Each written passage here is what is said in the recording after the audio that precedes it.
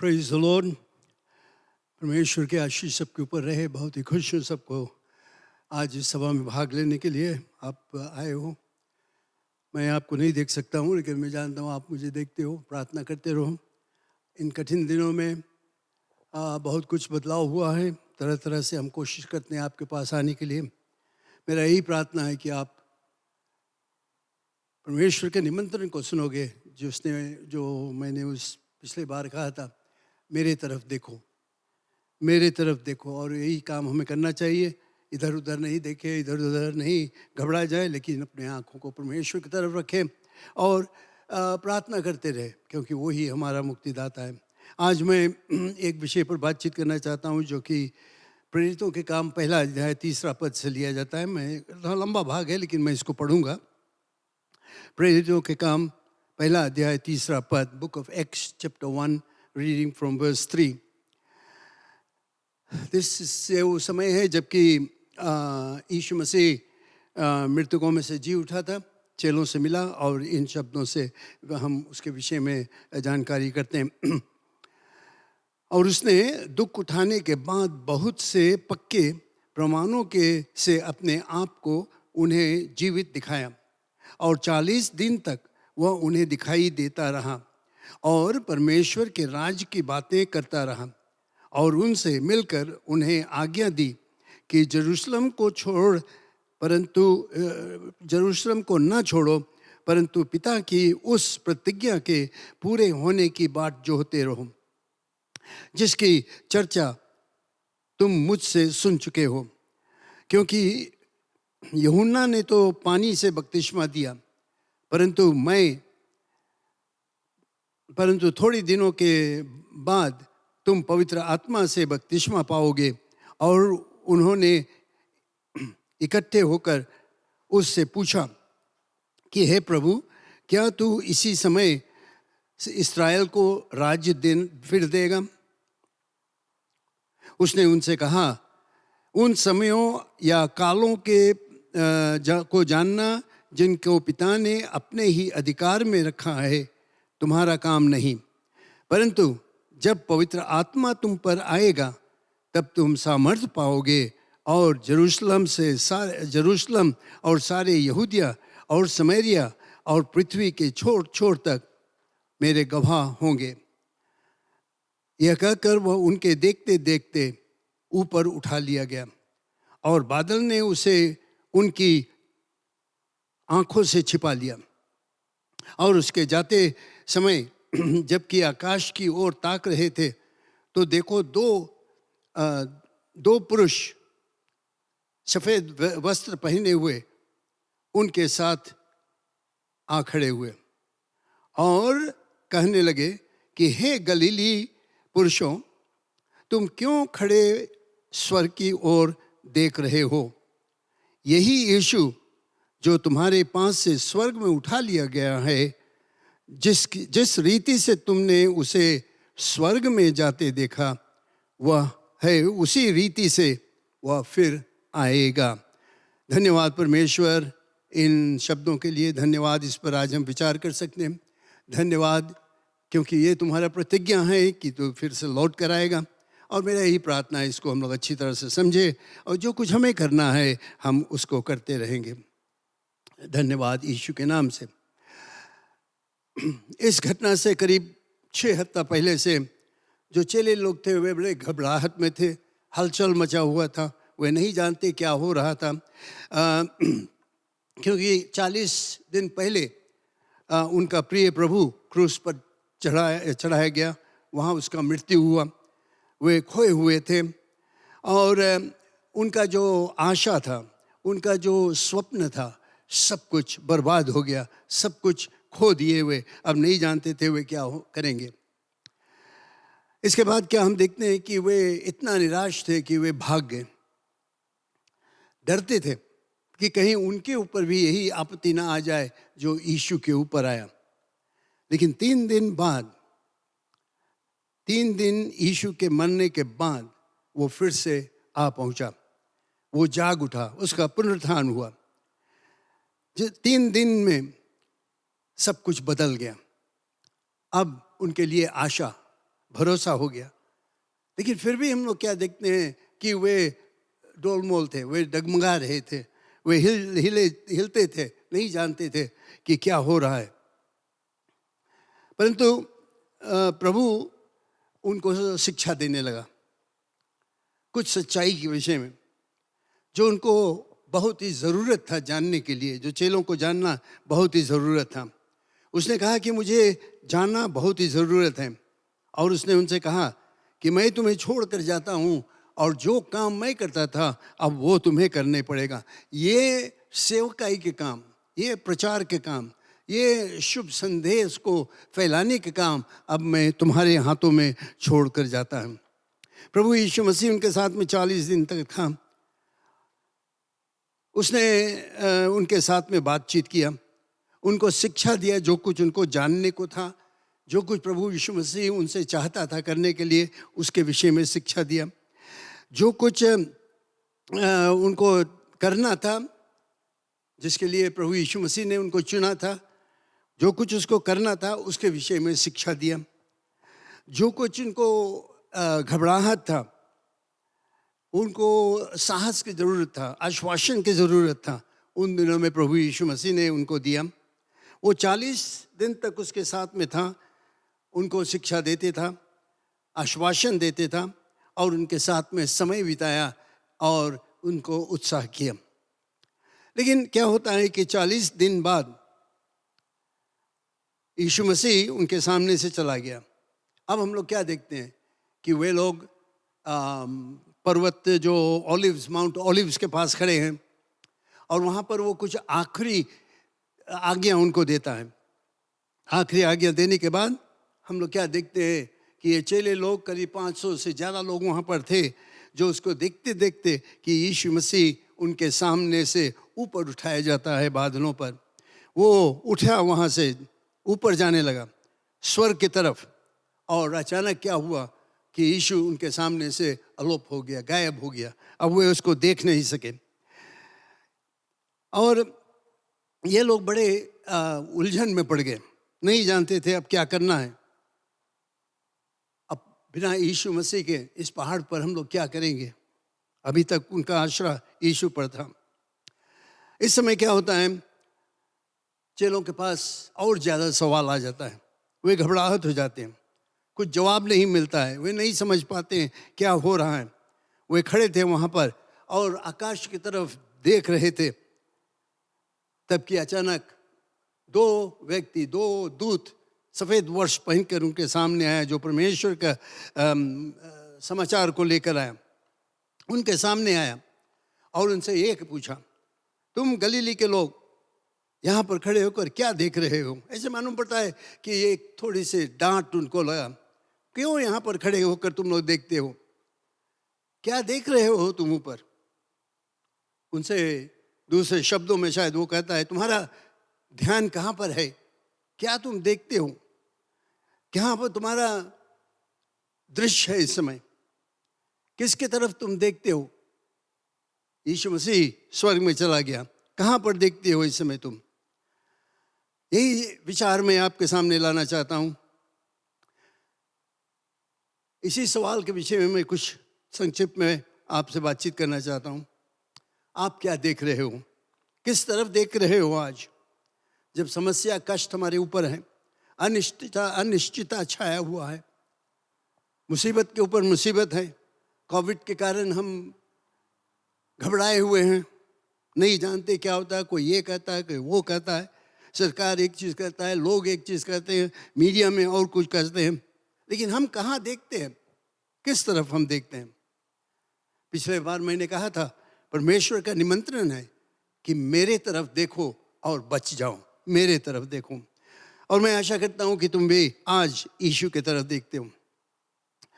कुछ कुछ ऐसे खास चीज़ जिस पर मैं कुछ सबक, कुछ विचार लाना चाहता हूँ। वे लोग देखे कि प्रभु यीशु मसीह उनके देखते देखते चला गया आकाश की तरफ, स्वर्ग को चला गया, और ऐसे ऐसे विचार उनके मन में आने लगा, नहीं जानते थे क्या करने के लिए। और हो सकता है कि आज वैसे ही हमारे दिमाग में भी अनिश्चितता छाया हुआ, हजारों सवाल है, हम लोग यहाँ पर अकेले पड़े हैं, हम नहीं जानते क्या हो रहा है। हम देखें प्रभु यीशु मसीह इनको क्या बताता था। जबकि प्रभु यीशु मसीह उस पहाड़ पर था, माउंट ओलिव्स में, वो उनको शिक्षा देता था, उनको बताया तुम्हें क्या करना है, आगे चलकर तुम्हें क्या करना है, वो सच्चाई के विषय में उसको बताया। और उनको देखते देखते क्या होता है, अचानक यीशु मसीह स्वर्ग की तरफ उठा लिया जाता है। और जो जो पृथ्वी का ताकत है, इंग्लिश में लोग कहते हैं ग्रेविटी का ताकत वहाँ से हट गया, यीशु मसीह ऊपर उठा लिया गया और वो स्वर्ग की तरफ चला गया। वो चलने लगा स्वर्ग की तरफ और वहाँ से उनके सामने से वह गायब हो गया बादलों पर। यहाँ पर ये बादलों पर ये मतलब होता है कि वो परमेश्वर के उपस्थिति में चला गया और कहीं नहीं गया, लेकिन परमेश्वर के उपस्थिति में चला गया। प्रभु यीशु मसीह जब स्वर्ग को गया, उसके बाद क्या होता है, चेले लोग, जैसे हम लोगों ने पढ़ा यहाँ पर, अपने दृष्टि को आकाश की तरफ लगाए हुए थे, वे स्वर्ग की तरफ देख रहे थे। उन्होंने देखा कि यीशु मसीह बादलों पर आलोप हो गया और ये जो उनका देखना उस तरफ, गंभीर रूप से वे आंख लगाए हुए थे, देख रहे थे, अपने आंखों को उसके ऊपर लगाए हुए थे और वे सोचते थे कि अभी कुछ होने वाला है। बहुत बहुत अच्छी तरह से वे देख रहे थे, अपने दृश्य को इधर उधर नहीं हटाए, वे सिर्फ बादलों की तरफ देख रहे थे। और इससे मालूम होता है कि वे लोग देख रहे थे यीशु मसीह की तरफ, लेकिन उनके दिल में ये नहीं बैठा कि यीशु मसीह स्वर्ग को चला गया है, परमेश्वर के पास। ये एक आश्चर्य का काम उनके सामने हो रहा था, सामने देखते देखते आश्चर्य के काम कि यीशु मसीह परमेश्वर के पास चला गया। उनको आश्चर्य होने की ज़रूरत नहीं था, ये चेले लोगों को कोई ज़रूरत नहीं था आश्चर्य होने के लिए। जानते हो क्यों? क्योंकि यीशु उनको कई बार बताया कि ये अवश्य है कि उसको जाना है, मैं मारा जाऊंगा, तीसरे दिन बाद जी उठूंगा और फिर मैं स्वर्ग को चला जाऊंगा। ये जो कुछ होता उनके सामने, इसके विषय में प्रभु यीशु मसीह ने उनको चेतावनी दे दिया था। वे जानते थे अच्छी तरह से, लेकिन फिर भी उनके दिल में दुख था। ऐसा हमारे ऊपर भी हो जाता है। हम लोग बाइबल पढ़ते हैं, परमेश्वर की प्रतिज्ञाओं को जानते हैं, सुनते हैं और हम जानते हैं कि परमेश्वर हमारे लिए क्या करता है, लेकिन फिर भी कभी कभी हमारे दिल में दुख आ जाता है। क्या ऐसा होगा? क्या ये वचन पूरा होगा? क्या परमेश्वर हमें सुरक्षित रखेगा? क्या हम उसकी तरफ देख सकते हैं और आशीष को प्राप्त कर सकते हैं? ये सब दुख हमारे में आने लगता है। ऐसे वे लोग उस प्रभु यीशु मसीह की तरफ देख रहे थे, बादलों पर देख रहे थे, जैसे कि वे चिंतित थे। वे किसी को खो दिए थे, यीशु मसीह को खो दिए थे, क्योंकि वे उनके साथ में इतने दिन तक थे। क्या हमारे में ऐसा नहीं हो जाता है? कितने बार हम ये सब सोचते हैं और सोचते हैं कि अब क्या होगा हमारा। ऐसे मालूम पड़ता था जिस तरह से वे लोग उस तरफ देख रहे थे, आशाहीन देख, आश्चर्यजनक का देख, दुख का सोच का देख था। उनका हृदय टूट गया था। इसीलिए मैं सोचता हूँ, क्योंकि इस तरह से वे देख रहे थे, सोच में, दुग्धा में, डर में, टूटे हुए दिल से वे देख लेते, आश्चर्य कर रहे थे। मैं सोचता हूँ इसी कारण ये दूत ने उनको एक थोड़ा से डांटा। क्यों तुम ऐसे देखते हो? ये डांट था, क्यों तुम देखते हो इस तरफ से? यही यीशु मसीह जो अभी तुम्हारे सामने से जाता है, फिर से लौट कर आएगा। चेलों के लिए जो ऊपर जाने का था, स्वर्ग को जाने का था, सब कुछ बदल दिया। सब कुछ उनके लिए बदल गया, क्योंकि पिछले 3 साल तक वे लोग यीशु के साथ में थे, उसके साथ में बातचीत किए, रोज बरोज उसके साथ में थे, उसके साथ में बैठे, उसके साथ में सोए, उसके शिक्षा को प्राप्त किए। 3 साल तक वे रोजाना उनके साथ था। वो लोगों ने अपने परिवार को छोड़ दिया, अपने मित्रों को छोड़ दिया, अपने बिजनेस को छोड़कर यीशु के पीछे वे हो लिए थे। अब क्या देखते हैं कि वो तो चला गया हमारे सामने से, इतना कह किया हम लोगों ने, इतना त्याग किया, और वो हमारे सामने से चला गया, हमें छोड़कर चला गया। ऐसे मालूम पड़ता है वे बिल्कुल खोए हुए थे, निराश थे। और वे अपने मन में ये सोचते थे कि अब हम क्या करेंगे, यीशु मसीह तो हमारे साथ में है ही नहीं। मैं पूरा विश्वास करता हूं कि वे लोग बिल्कुल खोए हुए थे, चिंता कर रहे थे। यीशु मसीह जब चला गया, अकेले में वे थे, नहीं जानते थे क्या करने के लिए। लेकिन वे लोग परिपूर्ण रूप से समझे नहीं कि उनको जाना जरूरत था। यीशु मसीह को शारीरिक रूप से ऊपर उठा लेना बहुत ही जरूरत था। यहाँ पर हम लोग देखते हैं 1-2 कारण कि प्रभु यीशु मसीह को स्वर्ग में जाना बहुत ही जरूरत था। If Jesus had not gone away, अगर यीशु मसीह उनको छोड़कर नहीं जाता तो पवित्र आत्मा नहीं आता। प्रभु यीशु मसीह ने कहा कि मैं जाता हूं और तुम्हारे लिए एक सहायक को भेजूंगा, और वो सहायक पवित्र आत्मा था। अभी तक ये चेले लोग जो कुछ देखते थे उसके मुताबिक वे काम करते थे। दे वर वॉकिंग बाय साइट, देख कर सब कुछ करते थे। वे लोग यीशु के साथ में निवास करते थे, वे लोग उसके वचन को सुनते थे, वे आश्चर्यक्रम को देखते थे। वे लोग अनुभव किए कि यीशु मसीह ने उनको छुआ, उनको स्पर्श किया। वे लोग जानते थे कि यीशु मसीह सच्चा रूप से उनके साथ में है, उनको छू सकते थे, वो उनके साथ में था, इसलिए उनके लिए यीशु के लिए कुछ करना मुश्किल नहीं था। लेकिन जब यीशु क्रूस पर मरा तब चेले लोग बड़े डर गए थे, घबरा गए थे, अब क्या होगा। एक ऐसा विचार है, हो सकता है हमारे दिल में भी आ जाता है। हम यीशु मसीह को देख नहीं सकते। वचन में पढ़ते हैं कि वो शारीरिक रूप से स्वर्ग को चला गया और उसने ये प्रतिज्ञा किया कि मैं तुम्हारे साथ में सर्वदा हूँ, कभी नहीं छोड़ूंगा, कभी नहीं त्यागूंगा। ये आश्वासन देते हुए भी हम लोग कभी कभी डर जाते हैं, दुविधा में हो जाते हैं और नहीं जानते कि आगे चलकर क्या होगा। पुनरुत्थान के बाद उन्होंने यीशु को देखा, बातचीत किया, लेकिन फिर भी वे डरे हुए थे। और हम देखते हैं कितने लोग इन्होंने निर्णय किया कि हम अब छोड़कर चले जाएंगे। खासकर पतरस ने कहा कि मैं जाता हूँ मछली मारने के लिए, और बाकी लोग सब उस कहे कि हम लोग भी चलेंगे। ये लोग यीशु के साथ में रहना, उससे बातें चीतें करना, उसको छूना, उसके साथ में आश्चर्यक्रम वगैरह जो होना था, ये सब चीज से इतना नज़दीक थे कि वे लोग ये विश्वास नहीं कर सकते थे, ये अनुभव नहीं कर सकते थे, कि ये समझ नहीं सकते थे कि अब यीशु नहीं है, हम लोग क्या करेंगे। लेकिन प्रभु यीशु मसीह ने कहा जब मैं जाऊंगा तो पवित्र आत्मा आएगा। अब वे लोग आंख से देखकर काम करने वाले नहीं रहेंगे, लेकिन विश्वास से। ये अब विश्वास के कदम आगे बढ़ के चलेंगे। ये शिक्षा उनको मिलता था, दृश्य से नहीं, देखने से नहीं, लेकिन विश्वास से। परमेश्वर के आत्मा उनको सामर्थ्य देगा एक सेवा करने के काम, प्रचार करने के काम के लिए सामर्थ्य देगा।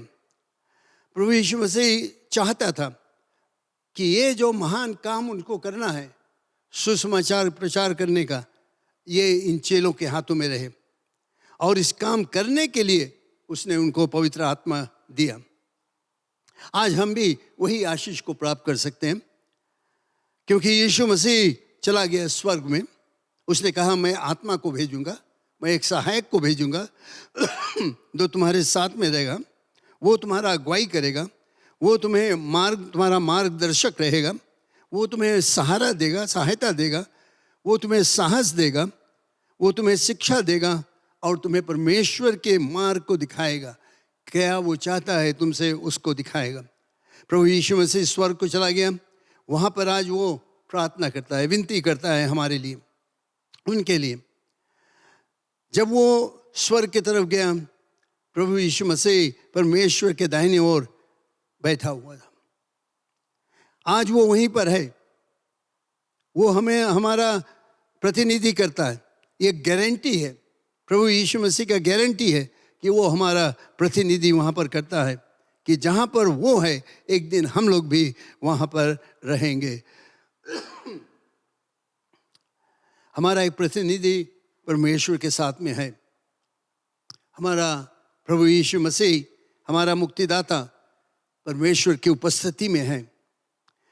और फिर हम लोग को वचन बताता है कि वो सर्वदा जीवित रहेगा और हमारे लिए विनती करते रहेगा। वो सर्वदा जीवित हमारे लिए विनती करते रहेगा। प्रभु यीशु मसीह स्वर्ग को पहुंचा, जिसमें कि वो एक दिन फिर से लौट कर आएगा अपने लोगों के लिए।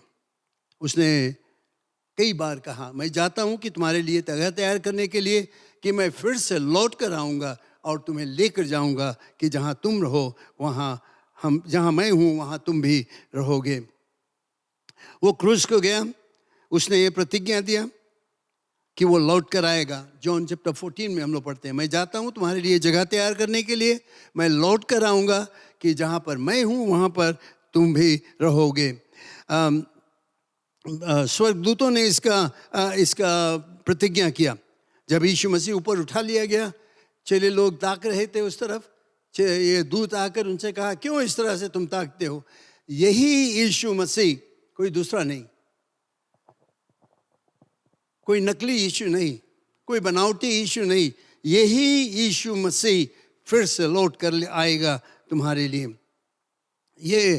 ये प्रतिज्ञा फिर हम लोग पढ़ते हैं रेवलेशन की किताब में, चैप्टर 22 वर्स 22, रेवलेशन 22 वर्स 20 में, जहाँ पर यीशु मसीह ये आश्वासन देता है कि मैं जल्द से जल्द आऊँगा। Surely I come quickly.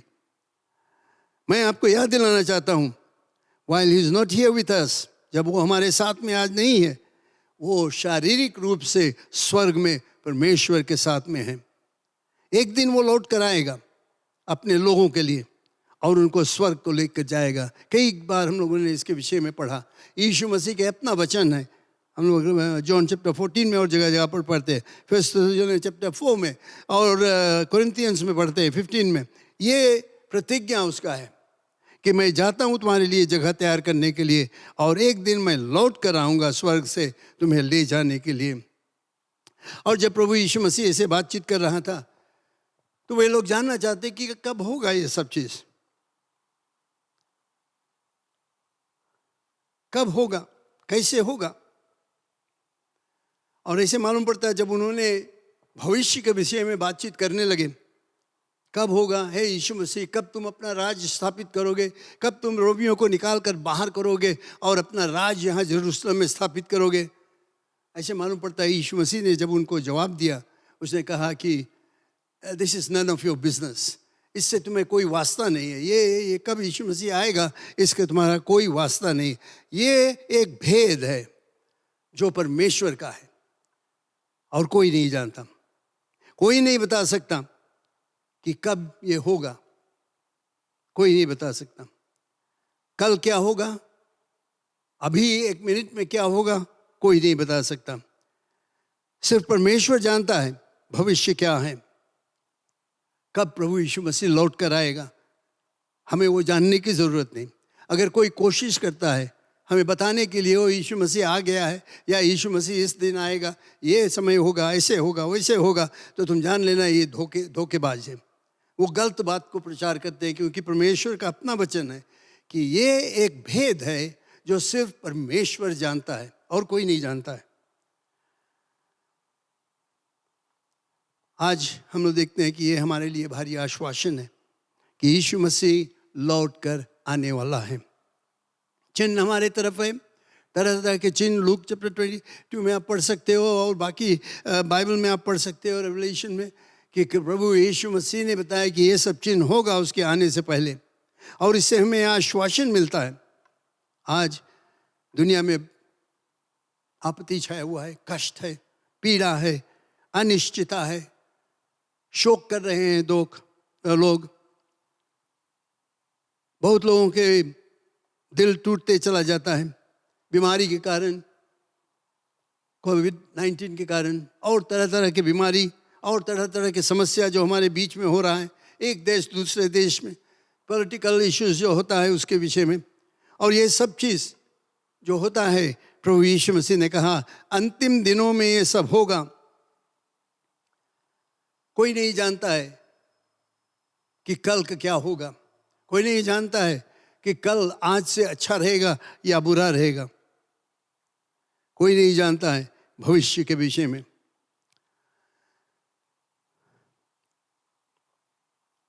लेकिन एक चीज निश्चय है कि कोई एक मार्ग को हम जाएं, जब हम यीशु के विश्वासी हैं तो भविष्य हमारे लिए तैयार है। हमारा स्वर्गीय पिता जो है वो सिर्फ हमारे साथ में नहीं चलता है, लेकिन वो हमारे आगे आगे चलता है, हमारे भविष्य में वो चलता है, वो जानता है आगे क्या होगा। लोगों के लिए भविष्य जो है, कल जो है, बहुत हमें दुविधा में ला देता है, गड़बड़ी है, हम नहीं समझ पाते हैं। और ये भी तो प्रतिज्ञा है कि हमें कोई भविष्य के विषय में कोई प्रतिज्ञा यहाँ पर नहीं है, नहीं बताया कि हम जान पाएंगे। ये भी प्रतिज्ञा नहीं है कि हम लोग कल यहाँ पर रहेंगे। आज हम यहाँ पर है और हो सकता है कल हम अनंत जीवन में चले जाएंगे, कोई नहीं बता सकता। लेकिन ये निश्चय है, परमेश्वर का वायदा है। चेले लोग भविष्य के विषय में चिंता कर रहे थे, लेकिन उनको चिंता करने की जरूरत नहीं था, क्योंकि पिता परमेश्वर भविष्य को अपने हाथों में रखा है। कुछ उसके हाथों से बाहर नहीं है, सब कुछ संभाल कर रखा है। जो कुछ आज पृथ्वी में हो रहा है, जो कुछ आज हमारे देश में हो रहा है, ये बीमारी वगैरह सब, ये सब परमेश्वर के हाथों में है। कोई भी चीज़ उसके हाथ से बाहर नहीं, सब कुछ वो संभाल कर रखा है। लेकिन आखिरी में मैं यही बताना चाहता हूँ कि जब पवित्र आत्मा तुम पर आएगा तो तुम मेरे गवाह बनोगे, जेरूशलम में, जूडिया में, समरिया में और पृथ्वी के छोर तक। ये भाग हमने यहाँ पर पढ़ा। ये हमारा अधिकार है, ये अधिकार जो प्रभु यीशु मसीह ने चेलों को दिया। तुम्हें भविष्य के विषय में जानने की ज़रूरत नहीं है, तुम्हें जानने की ज़रूरत नहीं है कि कब मैं राज्य को स्थापित करूँगा, कब मैं आऊँगा, कौन समय क्या है। तुम्हें ये सब जानने की ज़रूरत नहीं, ये सब परमेश्वर के हाथ में है।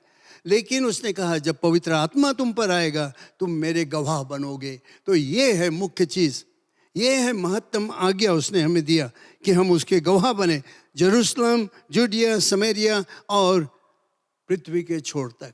अपने गांव में, अपने घर में, अपने पड़ोसी में, अपने शहर में, अपने देश में पहले हम प्रचार करना शुरू करें। ये परमेश्वर का आज्ञा हमारे लिए है। उसने कहा है मार्क चैप्टर 16:15 में कि सुसमाचार हर एक जाति के लोगों के लिए प्रचार करो। मैथ्यू में हम लोग पढ़ते हैं कि जाओ सारे संसार में सुसमाचार प्रचार करो, सारे जाति के लोगों को सुसमाचार प्रचार करो कि यीशु मसीह ही एकमात्र मुक्तिदाता है। प्रभु यीशु मसीह हमें प्रतिज्ञा देता है कि पवित्र आत्मा जब हमारे ऊपर आएगा तो उसे हमें सामर्थ्य मिलेगा।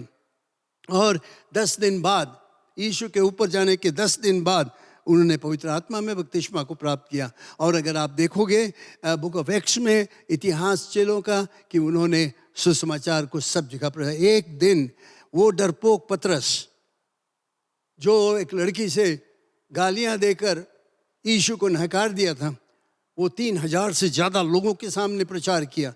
क्यों? क्योंकि पवित्र आत्मा के सामर्थ्य उसके ऊपर आया।